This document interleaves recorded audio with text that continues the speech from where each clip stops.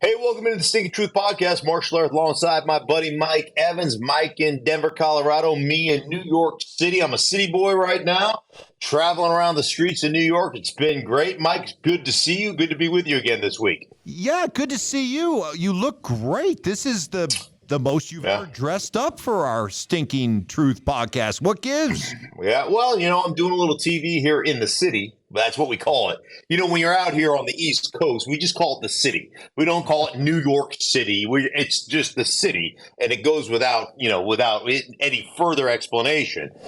So I've got Colin Cowherd a little bit later on Fox today. I did the Carton show today. So I'm just out here kind of bouncing around, throwing some NFL topics around, talking a little bit of NBA as well. So I know just enough to be dangerous. Just enough. I don't know much, but I know just enough to make myself dangerous.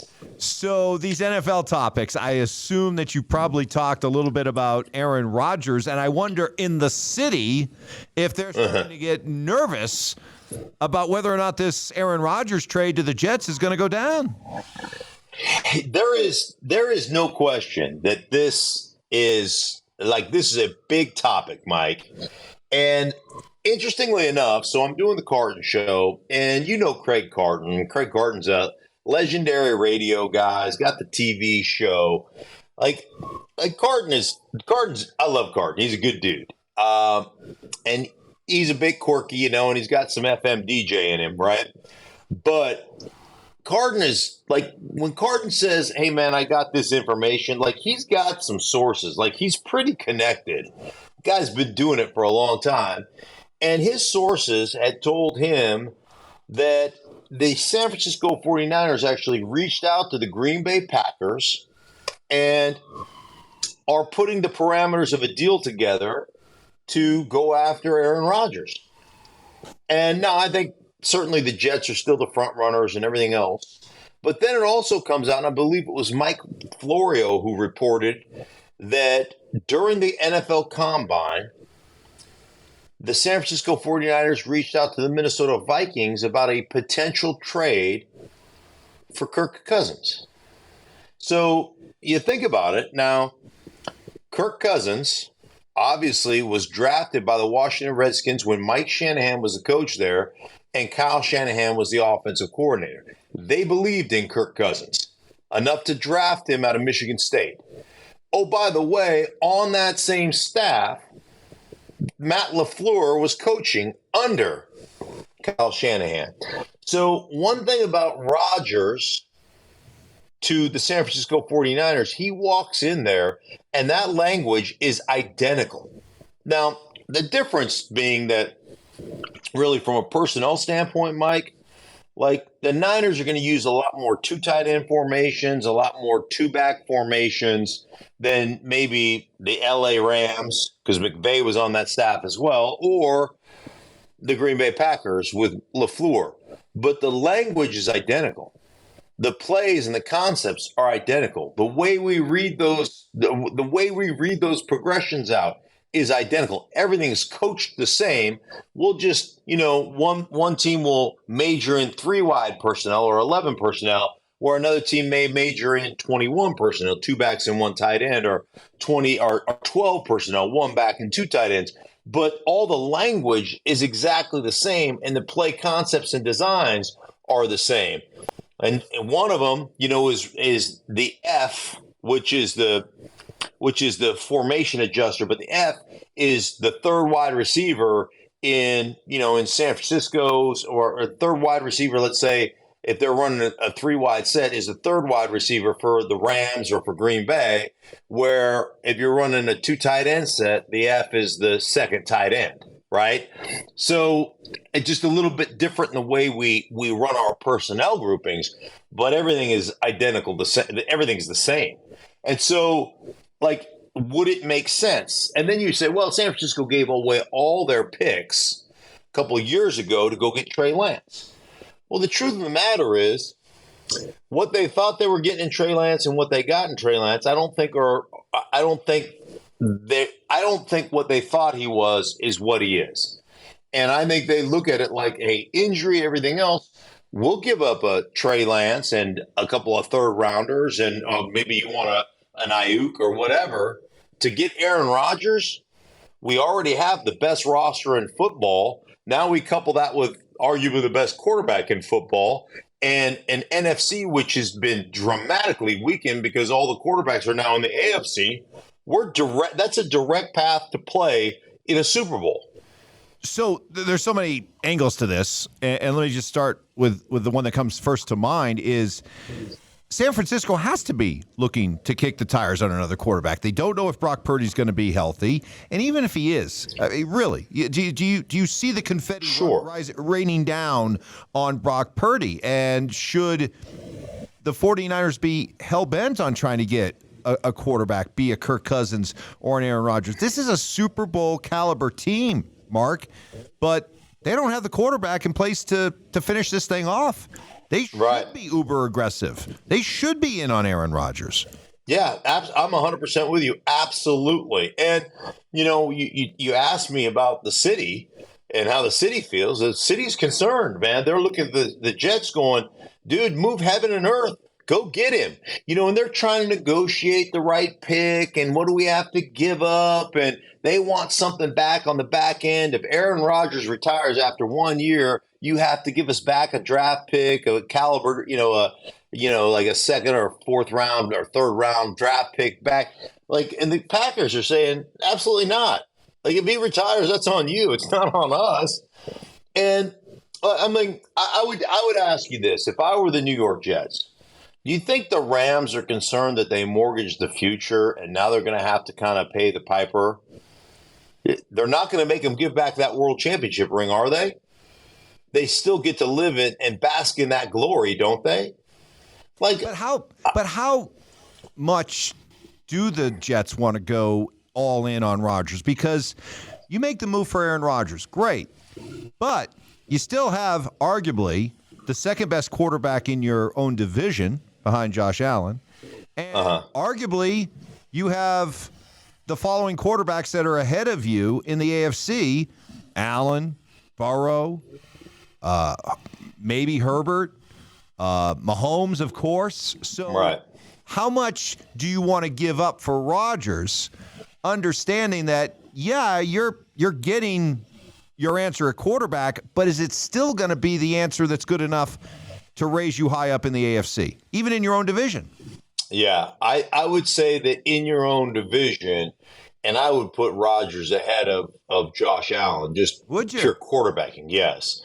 But with that said, Josh Allen had some red zone issues, threw a lot of picks. I would put Rodgers ahead of him, but it puts you in the conversation of the 4 or 5 teams in the AFC that can actually win a championship.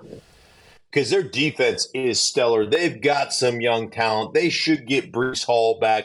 They've got Garrett Wilson. They went out and got Lazard. Will OBJ come there if they get they have got some talent, Mike. So it puts you in that conversation. You've got at least a chance. And so, again, I live in this world of known commodity for unknown commodity.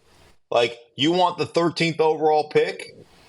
If you're the Jets, you had the 3rd overall pick, you took Darnold. He's in San Francisco as a journeyman backup for the rest of his career. You had the 2nd overall pick, you took Zach Wilson. What do you covet the 13th overall pick for? You're just going to screw it up anyway.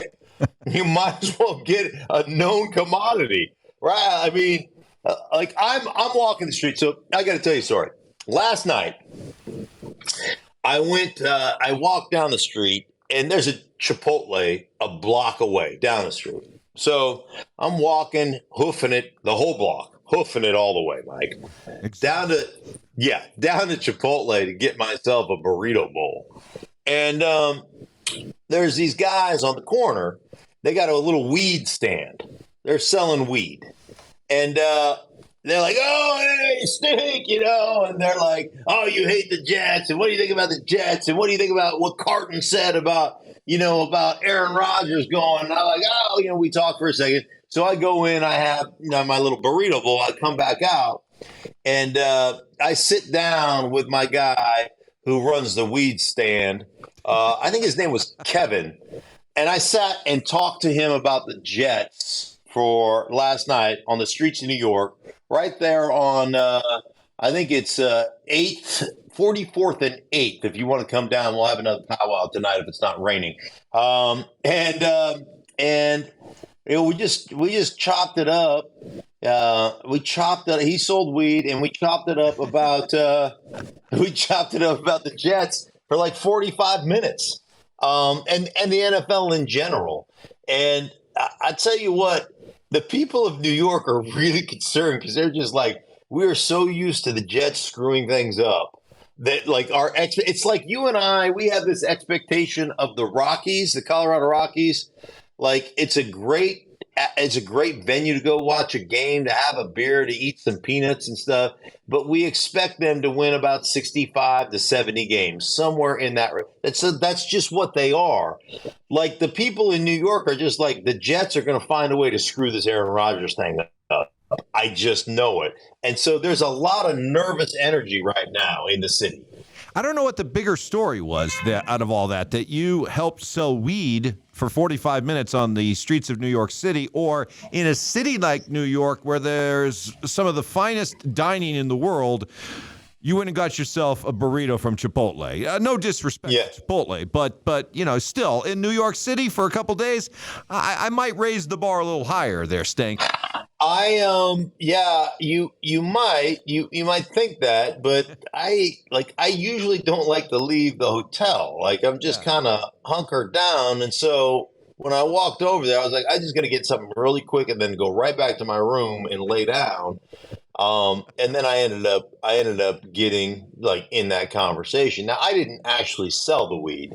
I don't know if you need a license or anything, but I was there during the selling. You were a draw though. You were a draw. I mean, immediately you're making that the most famous corner weed stand in New York City, at least for that. Yeah, I'm sure. By the way, while I was sitting there, you remember the not the movie, but the TV show Scrubs?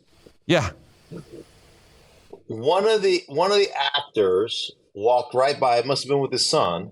Walked right by my weed stand, and I don't know. He does the commercials. The T-Mobile commercials. Right? Remember the T-Mobile? Yeah. Was it I don't remember. Was it the white guy or the black guy? I don't know which. It was the black guy. Okay. It was a black guy. He is. Yeah. Yeah.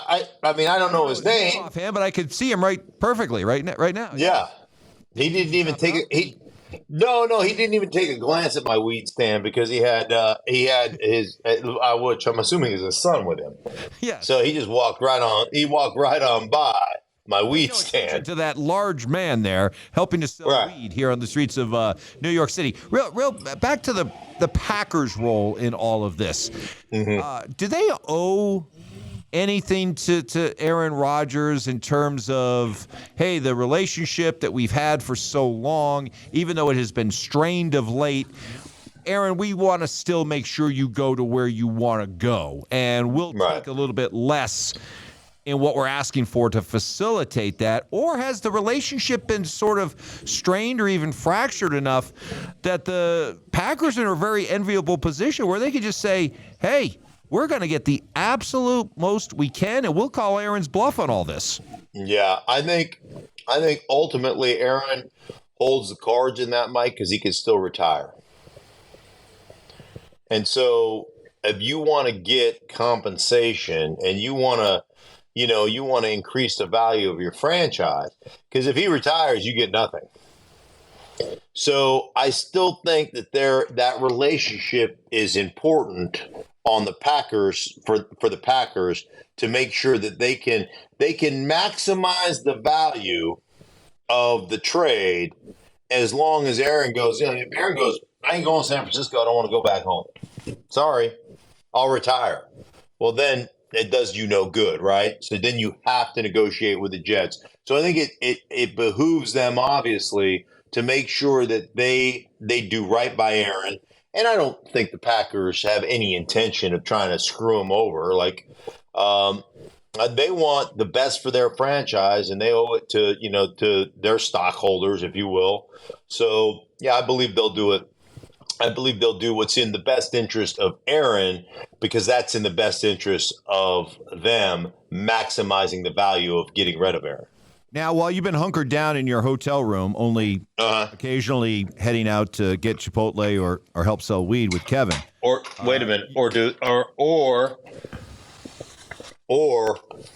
making formational flashcards in my room so that you can see just the different flashcards that I have a stack here. But like, if you've ever been wondering yourself, like, hey, if you get in this weak cluster formation right here, like that is what? Well, that would be slug right.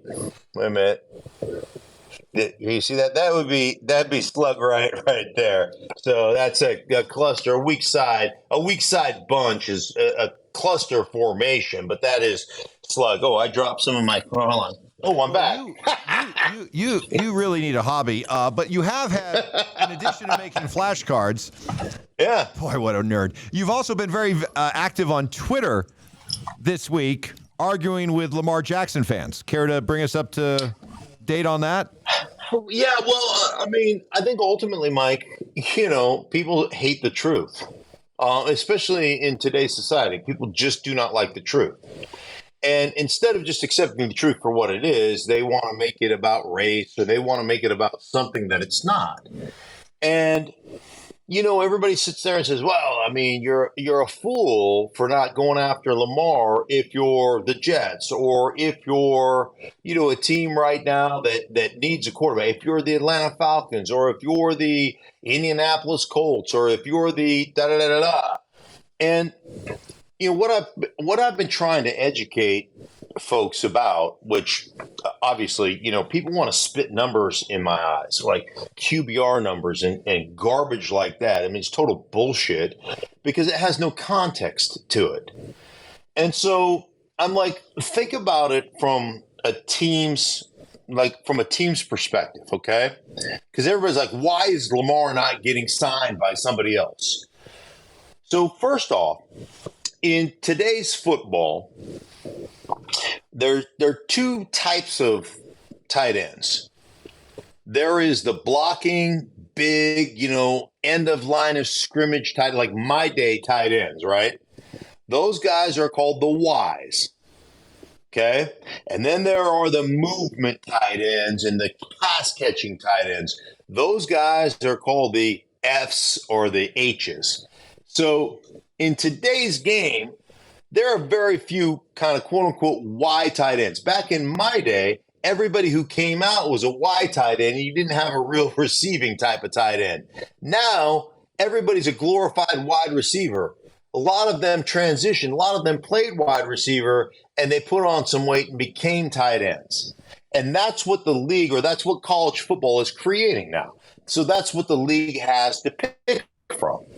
So if you go to Baltimore and over the last few years, you look at their tight end room.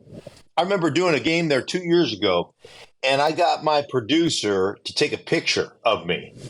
And I got in they're just standing on the sideline, right, because the defense is in.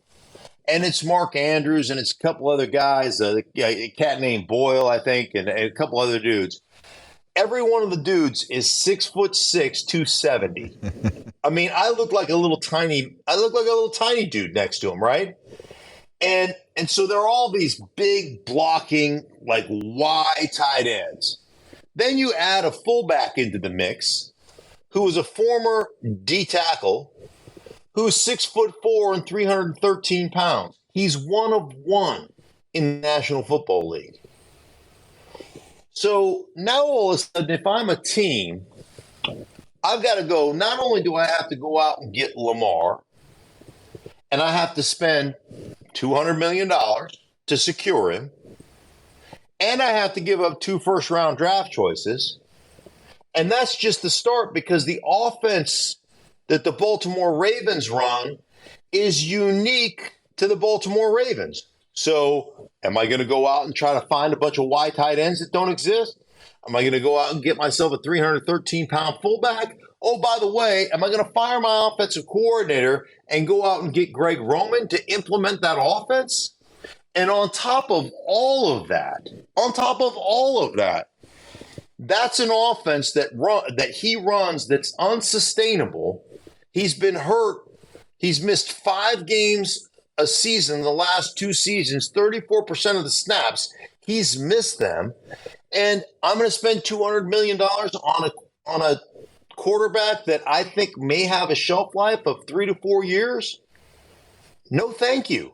So you think it's more about those factors, style, the kind of players you have to have around, and it's not so much about the money as it has been talked about mostly. So, like, for example, when Justin Herbert or Joe Burrow come up for their contracts, if this popular held opinion is that no NFL team, it's collusion, nobody wants to go above that Deshaun Watson $230 million guarantee, you think that will be tested by these quarterbacks like Burrow or Herbert, where you don't have to give up 2 first-rounders and you don't have to overhaul your roster, right? I think, I would tell you this. The collusion thing I think is bullshit.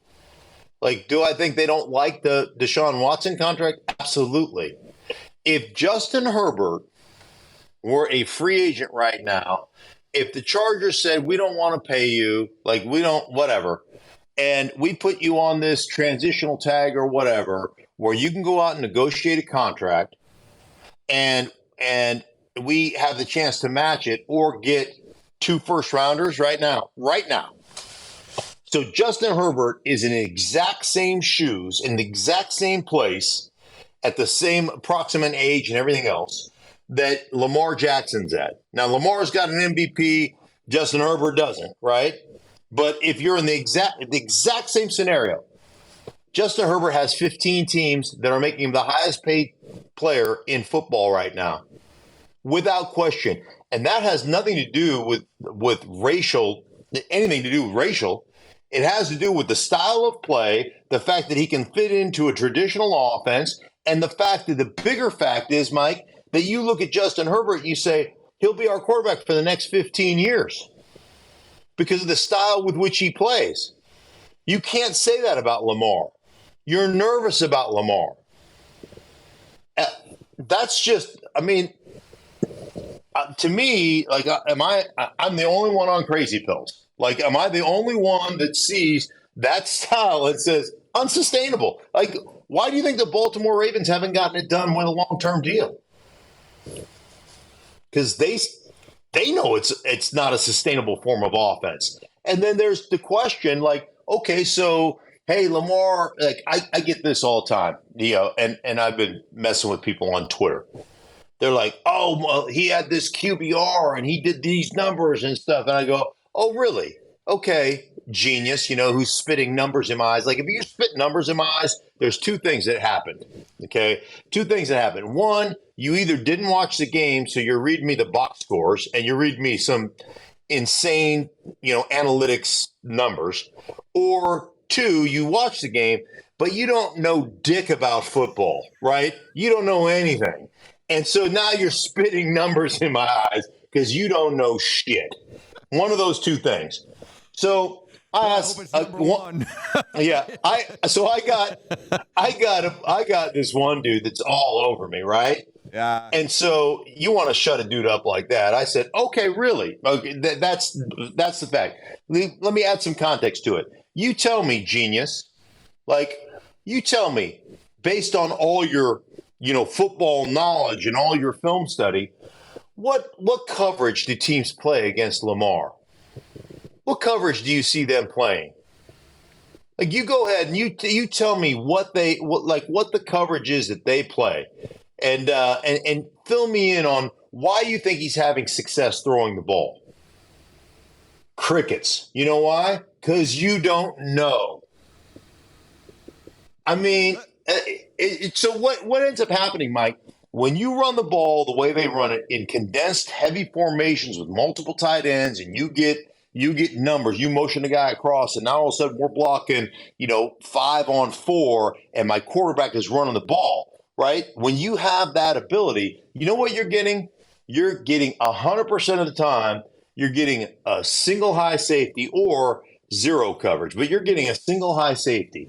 What that means on the outside is you're getting man-to-man cover one or cover three, which is a zone, right? But it's all single high. So out of single high safety, you're playing one or you're playing three. You're getting any vertical release, any vertical route, you're man-to-man on the outside.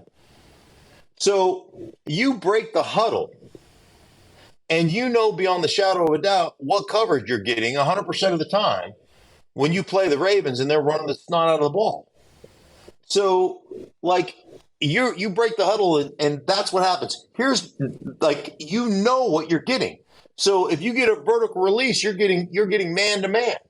Like, it's 100%. And so what ends up happening when all of a sudden the Ravens are stopped and they're not running the ball and they fall behind in a game, you know what happens? And you don't have to defend the run like that anymore. Now you can mix up coverages. Now you can change things up. And Lamar has not proven that he can go out and win those type of games. And so teams look at that. I mean, teams look at that like and say, okay, well, that's their style, and we don't know that we can implement that. Like we don't know that all of a sudden you can put him in a traditional offense and he can throw you back into a game. Like he can be a drop back, throw you into a game, you know, more of a traditional quarterback. Like the jury's out on that. I'm not saying that he can't do it. I'm just saying that so far he hasn't done it. And I know this is just the history of the league, and it doesn't mean that this is gospel, but this is the history.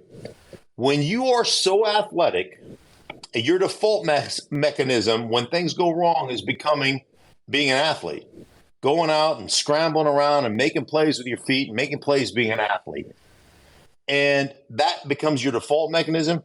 Mike, it's hard when that's your default mechanism to all of a sudden go, you know what, I'm going to let that go and I'm just going to pick people apart. Because you have been God gifted with that athleticism. And I really have yet to see guys that have that gift really transition to, you know, maybe Steve Young did it.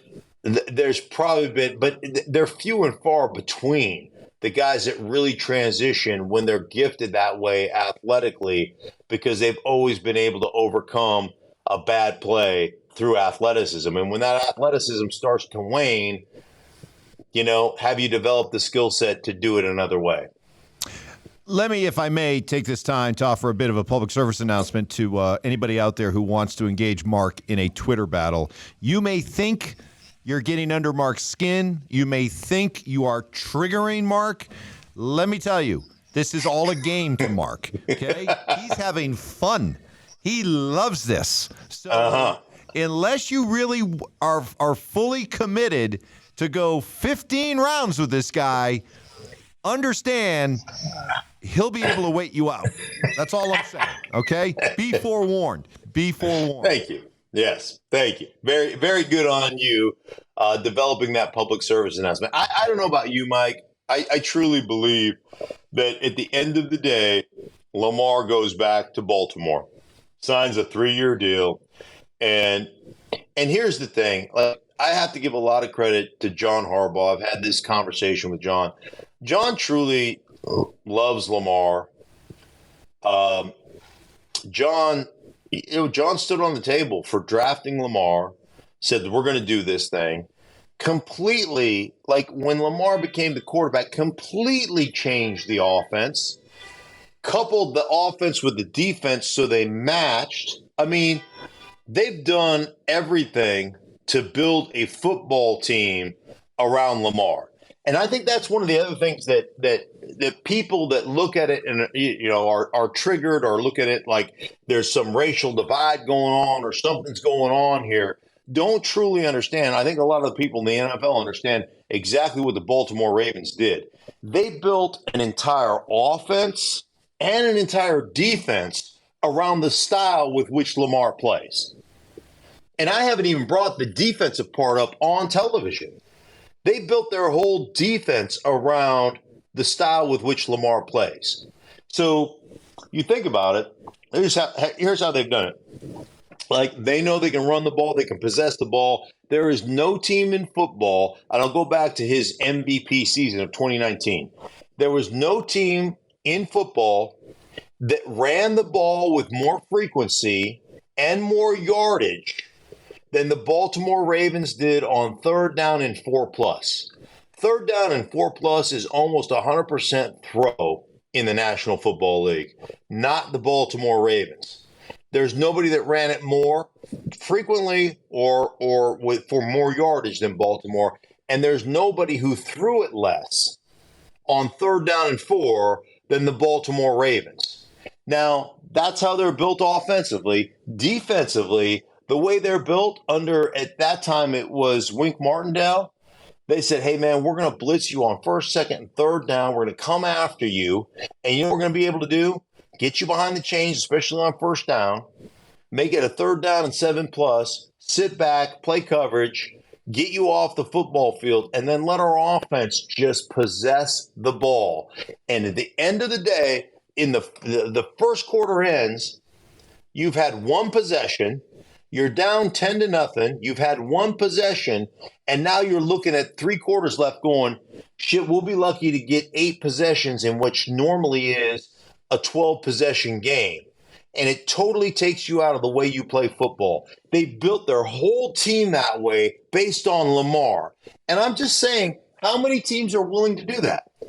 And how many teams can do that, Mike? Because you're no longer building a whole team on a rookie contract. You got to give him $200 million. Like it just is like, if we would just use some common sense instead of just being automatically triggered because we think something's unfair, like it would save a lot of angst and anger and hostility. Well, if you would like to continue this conversation with Mark, you'll be able to find him at 8th and 44th Street at Kevin's Weed Stand, where you can continue this debate in person with the big fella. So yeah. All right. Well, you know what? That's your time in New York City. Yeah. I'm going to the Weed Stand right now. No, I think Kevin, it was either Kevin or Keith. I think it's Kevin. I think he shows up. He said he showed up around 3 or 3:30. So, I'll do Colin Cowherd, then I'll walk to the Weed Stand and chop it up with you guys, the friends of the show. There you go. All right, Mike. For everybody who listens to the Stinkin Truth Podcast, we truly appreciate you. For Mike, I am Mark. You guys have a great one, and we'll be back with you next week.